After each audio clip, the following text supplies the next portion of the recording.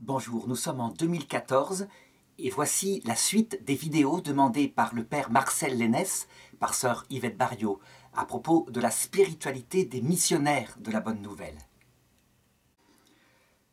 Dans la vidéo précédente, nous avons vu à quel point l'humanisme sans Dieu, qui préside actuellement au Québec et dans une grande partie de l'Europe, est en partie francophone. On doit le reconnaître. Les pays les plus laïques, dans ce sens-là, sont les pays francophones. On a vu à quel point, petit à petit, cela tournait à un humanisme, donc qui fait attention à la loi naturelle, pour, au bout du compte, glisser dans une espèce de matérialisme, où l'homme lui-même meurt. C'est ce que le pape Jean-Paul II avait appelé la logique de mort. On l'avait vu avec des tas d'exemples, dont la loi Veil sur l'avortement en France, qui, il y a 35 ans, est votée sur des motifs qui, après tout, peuvent être considérés comme légitimes dans un humanisme, si on ne croit pas en l'âme de l'enfant, le viol, l'inceste, l'handicap grave d'un enfant. Pour aujourd'hui, en 2013, être changé par le Parti socialiste et devenir un droit sexuel des femmes, la liberté de faire ce qu'on veut de son corps, comme s'il n'y avait pas une vie différente. Mais ce cheminement est logique. En effet, s'il n'y a rien après la mort, ce que dit la laïcité sans le prêcher, mais c'est un humanisme sans Dieu, alors qu'importe de garder un enfant si on n'est pas prêt à le recevoir? On en fera un autre. De toute façon, tout est voué au néant. Et c'est ainsi qu'il ne reste plus au bout d'un certain temps que le carpe diem. Je profite du jour présent. Ça peut être un carpe diem noble, comme on le voit dans le cercle des poètes disparus. Mais comme la plupart des gens vivent dans les sens, dans la chair, c'est très souvent un carpe diem qui va chercher les plaisirs les plus bas, immédiats. En tout cas, c'est ce qui apparaît au point de vue médiatique. Alors évidemment, il ne faut pas se contenter de ce constat. Les missionnaires de la Bonne Nouvelle sont des catholiques, et donc ils savent que si tout cela est permis par Dieu, c'est qu'il va en faire sortir davantage de salut. Mais ce point-là, il sera développé dans les vidéos suivantes. En attendant, je dirais qu'au cœur, au creux de la vague, lorsqu'on est prêt à toucher le fond des conséquences de l'humanisme sans Dieu, il y a quelques remèdes qu'on peut trouver. Alors évidemment, nous verrons dans la prochaine vidéo que le remède qui remettra tout en place, c'est évidemment la venue de Jésus dans les familles. Mais avant cela, il y a un premier remède qu'il ne faut pas oublier, qui est signifié d'ailleurs dans l'Apocalypse, lorsque la femme, au chapitre 12, accouche, et qu'un dragon veut dévorer son enfant à peine né. Le texte dit « La terre vint au service de la femme ». La terre, ça veut dire quoi? Le réalisme d'une pensée réaliste. C'est quelque chose de très important. Saint Ignace résumait ce que je vais dire maintenant de la façon suivante.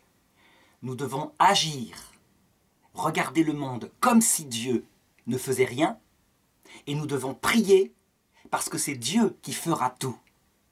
Et donc cette première partie, agir, regarder le monde comme si Dieu ne faisait rien, veut dire qu'il veut de nous des adultes, donc que nous sommes capables, par notre intelligence, d'essayer d'aider certaines personnes à sortir des conséquences logiques qui ne manquent d'arriver lorsqu'un humanisme sans Dieu prend tout. Et ce réalisme du regard, le maître qui l'a appris le mieux, en se servant d'un philosophe appelé Aristote, c'est le père Marie-Dominique Philippe, le fondateur des Frères de Saint-Jean en France, qui est responsable d'un renouveau de ce réalisme en Occident.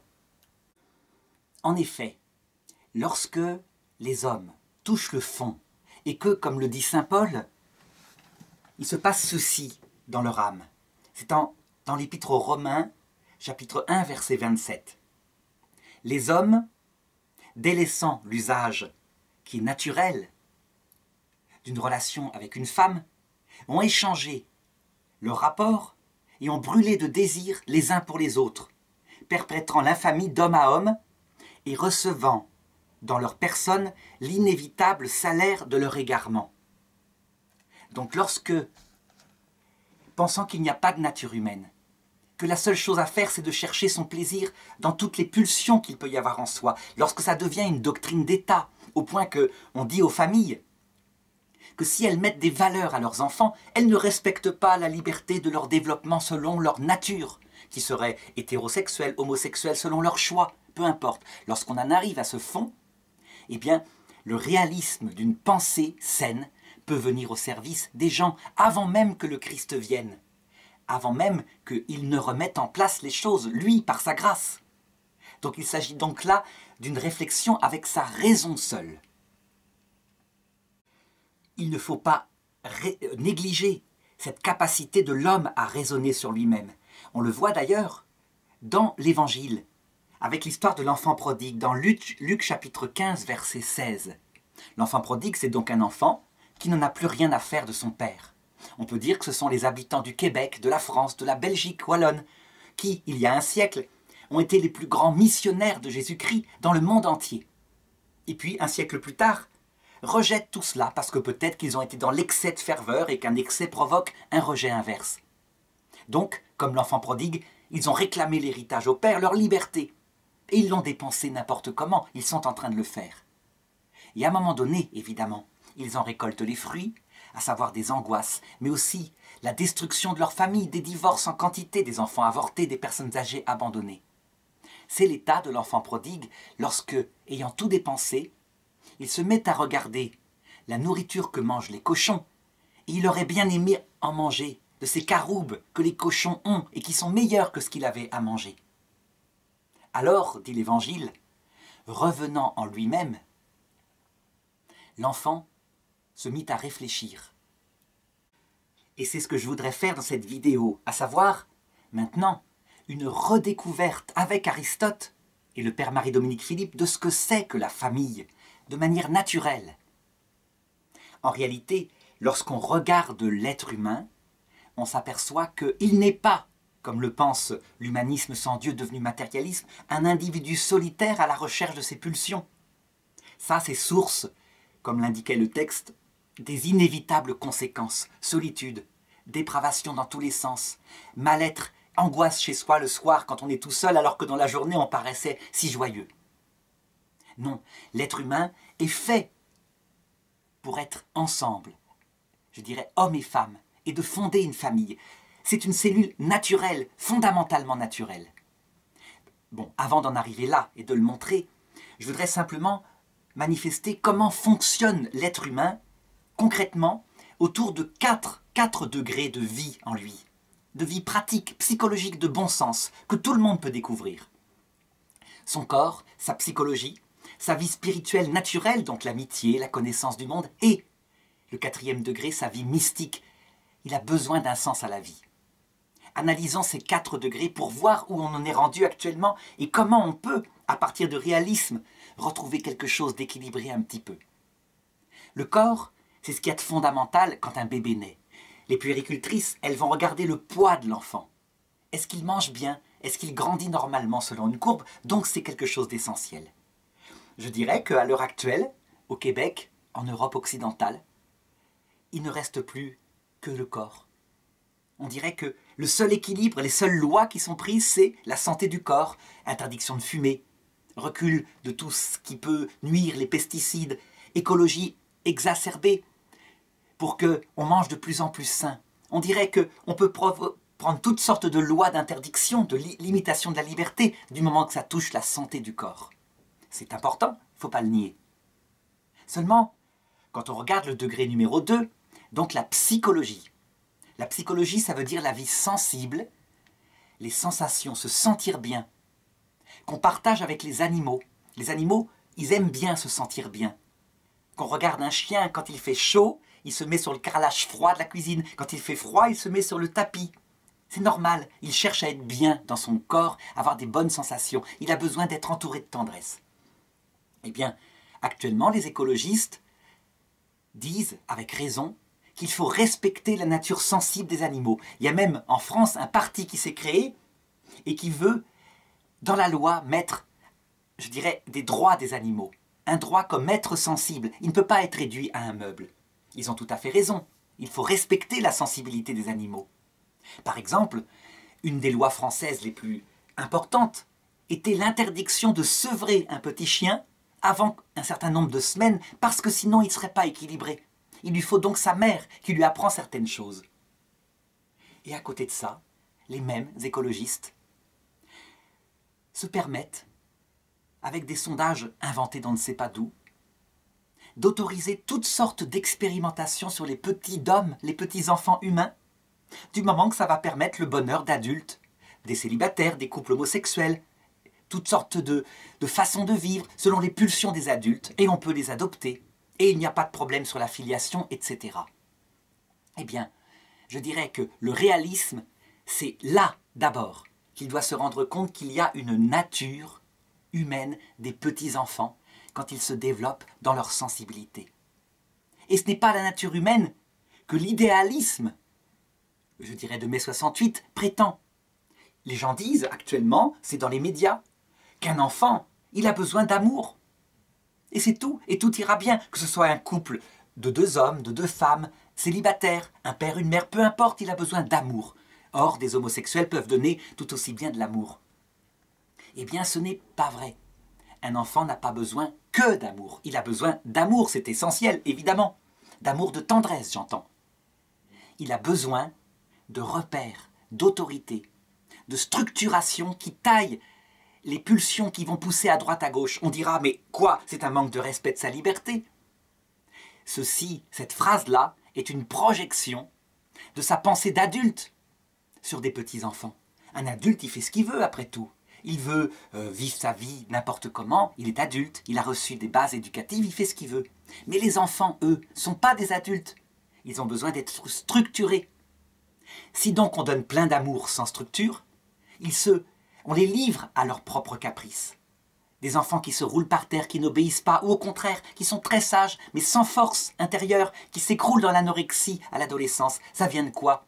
On n'a pas fortifié la deuxième dimension de l'amour, la dimension de l'autorité. Pas l'autoritarisme, l'autorité qui structure, qui dit ceci est bien, ceci est mal, et on donne les meilleures valeurs à ces enfants, n'est-ce pas? Donc les parents ont ce sens de l'autorité quand ils aiment leurs enfants. Résultat, puisque pour un chien, on admet que la maman chien doit lui donner beaucoup de tendresse et de l'autorité, elle lui apprend à ne pas mordiller. C'est essentiel, sinon il ne saura pas modérer ses dents et ce sera un chien mordeur quand il sera en famille. S'il a besoin de repères, alors les enfants humains n'en auraient pas besoin. Donc premier réalisme, il faut considérer que cette pensée de mai 68 où tout est centré sur le plaisir, les pulsions immédiates, n'est pas réaliste. C'est une destruction des enfants. Et en revenir à une éducation de bon sens, les enfants, jusqu'à l'âge de raison et plus tard, ont besoin d'amour, de tendresse, d'autorité. Et souvent, les 2 parents vont collaborer. Est-ce que l'autorité d'une mère peut remplacer l'autorité d'un père? Eh bien, je dirais que ça arrive que oui, mais que souvent, le plus souvent, l'autorité d'une mère, elle n'est pas l'autorité d'un père. Elle est une autorité inquiète pour protéger l'enfant. L'autorité d'un père à qui on donne de couper le cordon ombilical à la naissance, très souvent. C'est une tradition en Belgique et en France. C'est de faire que l'enfant grandisse pour quitter la famille. Donc ils prennent des risques pour devenir un homme. Il y a une complémentarité et il faut donner le mieux aux enfants. Voilà, premier degré de réalisme. Deuxième degré de réalisme, perdu aujourd'hui, au niveau de la vie spirituelle naturelle. En effet, un enfant, il a donc un corps qui se développe, une psychologie au départ, quand c'est un bébé, avec dès le départ de l'autorité de l'amour qui doit être exercée selon son âge, ça se développe dans les détails dans d'autres vidéos. Et à un moment donné vient l'âge de raison, où il doit commencer à développer un sens moral et un sens de l'amour de la connaissance des choses. Son intelligence se développe, mais aussi sa volonté. C'est son esprit, c'est propre à l'homme, les animaux n'en ont pas. Un enfant à qui on a mis une structure psychologique, quand on lui met des repères moraux, il va tout simplement obéir, il est un enfant, il reconnaît que c'est vrai quand c'est juste.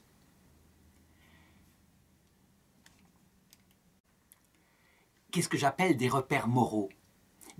C'est une éducation de bon sens que vont donner les parents, qui situent à leur juste place les choses. Quelle est la place, par exemple, de l'argent? Est-ce que l'argent sert à rien Non, il sert à quelque chose. L'argent, c'est important. Mais comme un moyen, pas comme un but. Le but de la vie, cette vie naturelle qui va combler un enfant, c'est quoi? C'est l'amitié, dit Aristote. L'amitié que lui prenait comme une amitié de deux intelligences qui cherchent à connaître ensemble le monde. C'est normal, c'était un philosophe. Mais que pour la plupart, c'est l'amitié conjugale. Un homme et une femme qui à un moment donné se choisiront, qui devront être à la fois amoureux mais les meilleurs amis du monde en étant totalement différents dans leurs aspirations et leurs goûts. Une femme n'a pas les mêmes priorités qu'un homme. Mais peu importe. Une amitié qui fait ensemble une famille. Seulement une amitié, ça a des règles, des lois morales. Quelle est la place exacte du plaisir sentimental? Est-ce que le plaisir sentimental, c'est l'amour tout entier? Eh bien non, va devoir apprendre l'éducation d'un enfant qui a été structuré, comme je l'ai dit, psychologiquement. C'est un plaisir qui fait naître l'amour, mais qui à un moment donné va s'estomper. Et l'amour lui-même, c'est une loyauté, un choix de l'intelligence. Je t'ai aimé, tu as charmé mes yeux, je t'ai choisi, jamais je t'abandonnerai maintenant que tu as vieilli. Tu m'as donné des beaux enfants, ça a abîmé peut-être ton corps, jamais je ne te trahirai. Ma loyauté t'est acquise, mon amour spirituel t'est acquis. C'est une valeur d'honneur que le père, souvent, a un rôle qu'il doit apprendre à l'enfant.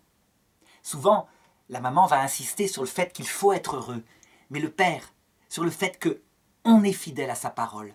On ne peut pas faire n'importe quoi. Il y a un honneur d'un homme à protéger sa famille, à tenir la fidélité quand les enfants sont là. Et pareil par rapport à sa fille. Eh bien, cette éducation morale, elle est essentielle. Si on a comme seule valeur morale la liberté spontanée de chercher son bonheur là où il est, dans l'instant, on tombe dans ce que on dénonçait à la vidéo précédente, le plaisir immédiat, et donc les divorces. Mais tu comprends, je t'aime plus, j'ai plus de sentiments pour toi. Donc, je t'abandonne, et peu importe ce que tu ressens, le domaine supérieur, c'est ma liberté d'être heureux maintenant. Si une éducation profonde, spirituelle, indique qu'il y a un devoir d'honneur, et pas seulement de spontanéité de plaisir, alors les choses se mettent en place indépendamment, d'ailleurs, de Jésus-Christ. Ça se fait par la raison, le bon sens. La terre vint au service de la femme. Et ce travail-là peut être fait dès maintenant par les parents. Avant même que Jésus ne redonne sa présence, comme nous le verrons à la prochaine vidéo. Seulement, ce n'est pas tout. On peut développer du mieux qu'on peut ce bon sens de la morale humaine, de l'amour de la connaissance, de la culture, etc., qui développe un esprit cultivé, celui d'un gentilhomme, d'une femme noble, bien éduquée. Seulement, la vie est longue, le temps passe. Et quand il n'y a que l'amour d'amitié, comme je viens de l'indiquer, pour structurer une vie, quelque chose vient la ronger, cette vie. Parce qu'on vieillit très vite. Et qu'on se dit, même si on ne le formule pas, que tout va se terminer dans la mort, que tout est vain. Un peu comme dans le livre de Qoéleth dans la Bible, tout est vanité. C'est pourquoi Aristote dit qu'il ne faut pas oublier la 4e dimension de l'être humain, à savoir qu'il doit, dans son esprit, se poser la question du sens profond de la vie. Croire, comme le dit actuellement le monde, qu'on peut se passer de cette question qui est inutile et que la matière, les loisirs, les plaisirs matériels suffisent, c'est une folie qui provoque énormément d'angoisse. Croire aussi que l'amour d'amitié, un mariage solide, réussi, suffiront, c'est une bêtise. À un moment donné, quelque chose ronge l'amour d'amitié, l'absence de sens profond. Et donc l'homme, l'Église catholique le dit, l'affirme, doit chercher par sa raison toute seule, avant même de connaître Jésus-Christ, s'il y a un sens profond à la vie. Est-ce que nous sommes créés ou pas? Est-ce qu'il y a une vie après la mort ou pas? Est-ce qu'on va se retrouver de l'autre côté ou pas? Alors on va dire, mais ça c'est le domaine de la foi. L'Église catholique dit non, pas du tout. C'est le domaine de la raison. Si la foi affirme évidemment les choses en question, c'est pour aider des gens qui n'ont pas fait le travail intellectuel, qui ne se sont pas appuyés sur la terre, donc leur raison. Est-ce qu'on peut prouver, est-ce qu'on peut découvrir par soi-même qu'il y a un créateur? On dira, à l'heure actuelle, non. Les scientifiques disent que c'est une hypothèse inutile, la vie est apparue toute seule, le monde physique aussi. Eh bien, qu'on prenne un peu de bon sens, qu'on regarde simplement ceci. Le passage, à un moment donné, sur Terre d'un monde non vivant, une boule de feu, où il n'y a pas de vie, à un premier microbe qui est apparu, qui a forcément, dès le départ, dans cette eau bouillante, il y a à peu près 4 milliards d'années, cette eau acide, deux facultés vitales, se reproduire, se nourrir. Quand on considère les fonctionnements des microbes les plus simples, qu'on se rend compte qu'il faut un message génétique qu'on appelle l'ADN, certains disent l'ARN, peu importe, de toute façon c'est tellement compliqué que c'est des millions de fois plus compliqué que nos ordinateurs actuels. C'est comme si le premier vivant qui était apparu, c'était notre ordinateur portable, j'en ai un ici, mais qui était capable tout seul de se reproduire en fabriquant chacune des petites vis qu'il compose, de faire un autre ordinateur portable qui trouve lui-même sa nourriture dans la terre. Et on dit, mais c'est apparu tout seul, on n'a pas encore trouvé le mécanisme, c'est forcément apparu tout seul. On s'illusionne. Un simple regard, comme dit saint Paul, sur la création, et manifestement le Créateur apparaît. Ce n'est pas parce que les scientifiques actuels, qui sont souvent des philosophes matérialistes et athées, semblent poser dans leur certitude en disant tout cela est apparu par hasard, que c'est vrai. Je m'étais amusé à un moment donné de mettre un site internet qui est là depuis 15 ans, avec un pari. 1 million de francs belges à gagner pour celui qui expliquerait comment la vie peut apparaître toute seule, sans l'aide du tout d'un créateur. J'ai toujours mon 1 million de francs belges. Personne ne l'a gagné, pourtant l'université de Toulouse s'est emparée du pari, a essayé. Mais manifestement, on fait des constructions d'hypothèses, des sommes d'intelligence, et à chaque fois, les probabilités même montrent que c'est impossible. Il faut une intelligence organisatrice. On peut le découvrir par d'autres voies. Je pense aux frères Bogdanov. Pourquoi ils sont si moqués? Les frères Bogdanov qui sont des vulgarisateurs de la physique. Ils sont si moqués parce que, en fait, ils ont fait une recherche qui était philosophique. En admirant le monde à son départ, le Big Bang, ils disent il faut forcément un créateur. Pourquoi? Parce que dans la première seconde de l'univers sont apparues des lois physiques tellement précises, réglées à la 50e décimale, après le zéro, qu'il est plus simple que ça apparaisse comme ça que de prendre un fusil et de tirer du premier coup sur une pièce de 2 € située à l'autre bout de l'univers. Et ils disent tout est précis, organisé, tellement mathématiquement qu'il y a un créateur mathématicien quelque part. C'est le même raisonnement, c'est celui d'Aristote. Alors, savoir qu'il y a un créateur, on se dit, ça ne change pas grand-chose. C'est pourquoi il faut une deuxième réflexion. Est-ce qu'on peut être sûr qu'il y a une vie après la mort? C'est quelque chose qui là rend concret ce créateur. Sinon, il existe un mathématicien qui a créé le monde et il ne s'occupe pas de nous. Il y a des voies, réflexions naturelles pour comprendre cela.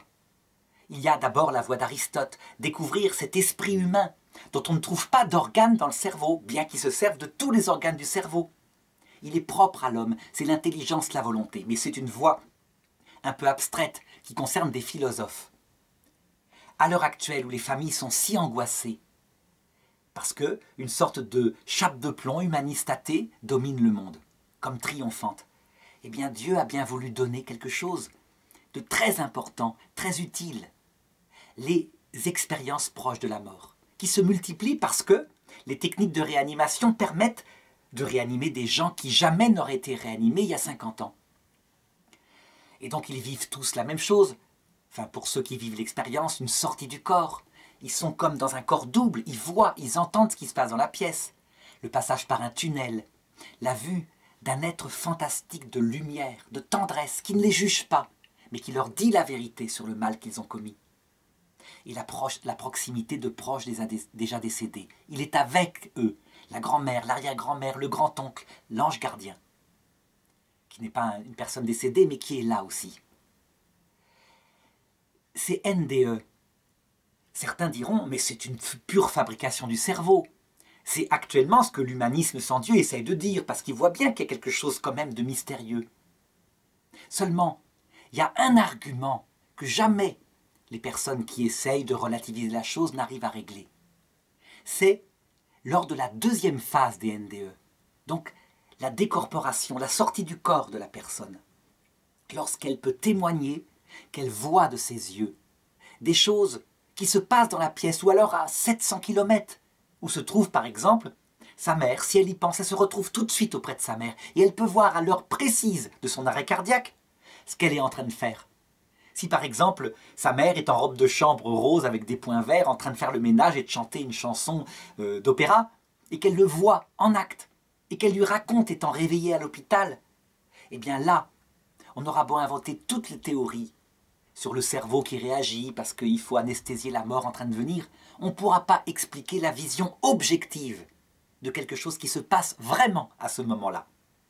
Des expériences ont été faites dans les pays anglophones, États-Unis, Canada, anglophones, sur des aveugles de naissance. Qu'est-ce qu'ils voyaient sur des enfants? Et donc il y a là, pour la raison, comme une aide importante qui permet de retrouver une espérance. C'est donc quelque chose qu'il ne faut pas négliger. Quand une personne est angoissée, on trouve des vidéos sur Internet qui racontent des NDE, qui montrent à quel point il y a quelque chose de fort. Alors, maintenant, en montrant comment le bon sens peut, dès maintenant, avant même que la grâce du Christ ne revienne dans les familles, remettre un petit peu de vie, il ne faut pas se faire d'illusions. Ces choses-là aident, vraiment. Si on donne à ses enfants de la nourriture, une bonne formation psychologique avec de l'autorité et de l'amour, une bonne formation morale sur l'honneur, le respect, pas seulement le plaisir. Donc le père qui joue son rôle de nouveau. Si on lui donne un sens de l'idée qu'il y a quelque chose après la mort et qu'on se retrouve, on a mis pour les enfants des bases qui lui permettent vraiment de structurer une vie terrestre au mieux. Mais malgré tout, ce Dieu-là, cette possibilité, cet être de lumière, est tout de même une connaissance de la raison. On ne le fréquente pas par le cœur. Il est présent certainement, mais tant qu'il n'est pas dans le cœur vivant, individuellement, dans une relation où on lui parle, on reste des solitaires sur terre. Et donc il ne faut pas donner plus de pouvoir à la raison qu'elle n'en a. Elle structure une vie avec de l'espoir pour la vie après la mort. Elle la met en place un peu, mais elle ne supprime pas vraiment l'angoisse. Pour supprimer l'angoisse, il faudrait que dès maintenant, quelque chose, une vie nouvelle, surnaturelle, un contact permanent avec les gens de l'autre monde soit présent dans le cœur. Et ça ne peut être donné que par la grâce de Jésus-Christ. C'est ce que je verrai dans la prochaine vidéo. Donc, ne pas donner trop d'importance ou trop de pouvoir à la raison, mais tout de même, ne pas négliger la raison. Ça veut dire que si on apprend à ses enfants que Jésus-Christ par la foi, et qu'on se prive de ce développement naturel par la raison, on leur enlève une arme fantastique pour se défendre face aux influences de tout cet humanisme athée qui tourne à n'importe quoi en ce moment. Donc il y a un appel aux parents à une éducation de nouveau saine, réaliste, à l'école d'Aristote, des philosophes anciens, le bon sens quoi. La terre vint au service de la femme, de la famille.